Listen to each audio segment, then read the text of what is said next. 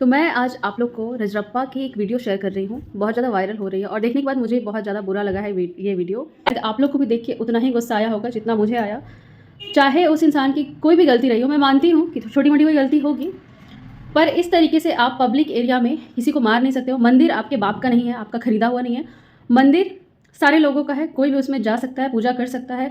देखिए एग्जैक्ट तो कोई नहीं बता पा रहा है कि हुआ क्या था वहाँ पे, पर सुनने में आ रहा है कि शायद वो इंसान वीआईपी लाइन में बिना पैसा दिए जाने की कोशिश कर रहा था और कुछ लोग कह रहे हैं कि जिधर से एग्जिट होती है उधर से वो जाने की कोशिश कर रहे थे मंदिर में दर्शन के लिए। जो भी बात है, कल को ये सारी चीज़ें हमारे साथ भी हो सकती हैं, आप लोग के साथ भी हो सकती है।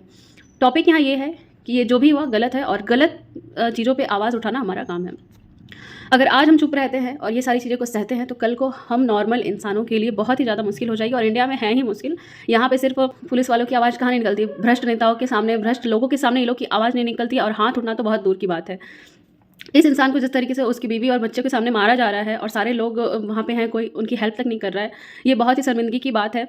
वहाँ पे उनकी वाइफ बार बार उन्हें बचाने की कोशिश कर रही हैं, फिर भी पुलिस वाले उन्हें मारे जा रहे हैं, कह रहे हैं कि सस्पेंड कर दिए। सस्पेंड करने से क्या होगा? मुश्किल से उनकी 1 मंथ की सैलरी जाएगी, उनसे उनको क्या ही फ़र्क पड़ना है।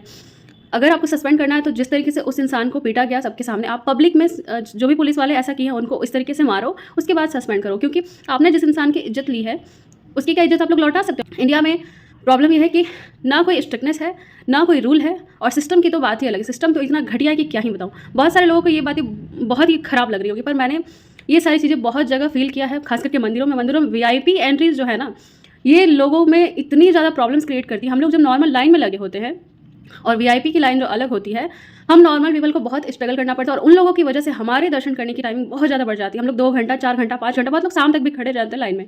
और ऊपर से आप इतना खर्च करके, इतना टाइम दे करके जाते हो, इतना लंबे लाइन में लगे रहते हो बहुत देर तक। 2 से 3 सेकंड की आपको दर्शन करने मिलती है और उसमें भी वहाँ के पुलिस वाले और पंडित लोग बिहेवियर उनका ऐसा होता है ना कि लगता है कि वही लोग भगवान को चला रहे हैं, उन लोगों ने भगवान को खरीद रखा है और वही लोग सारा देश दुनिया चला रहे हैं। ये नहीं सोचते कि अगर हम जाना वहाँ बंद कर दें तो इन लोगों का हालत क्या होगा। ये लोगों को खाने को भी नसीब नहीं होने वाला है। हम पब्लिक जा रहे हैं, वहाँ पे इतना दान दक्षिणा दे रहे हैं और वीआईपी एंट्री से लोगों को बहुत ज़्यादा इनकम होता है। तो यही सारी चीज़ें, इन्हीं सारी चीज़ों की वजह से वीआईपी एंट्रीज बंद हो रहा है। और इंडिया में लगभग मंदिरों में वीआईपी एंट्रीज़ हैं और इन्हें बंद होना बहुत ज़्यादा ज़रूरी है, क्योंकि ये हम नॉर्मल लोगों के लिए बहुत ज़्यादा मुश्किल खड़ी कर रही है।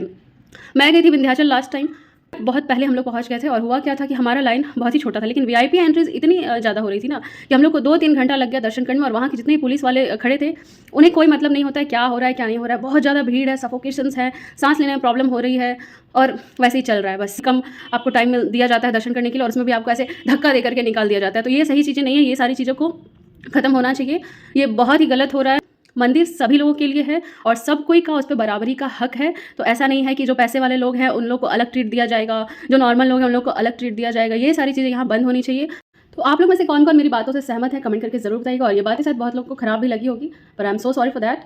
लेकिन मैंने जो कहा ये सारी सही चीज़ें और मैंने ये सारी चीज़ों को बहुत जगह एक्सपीरियंस भी किया है, तो उस बेसिस पे मैंने आपको ये सारी चीज़ें बताई हैं।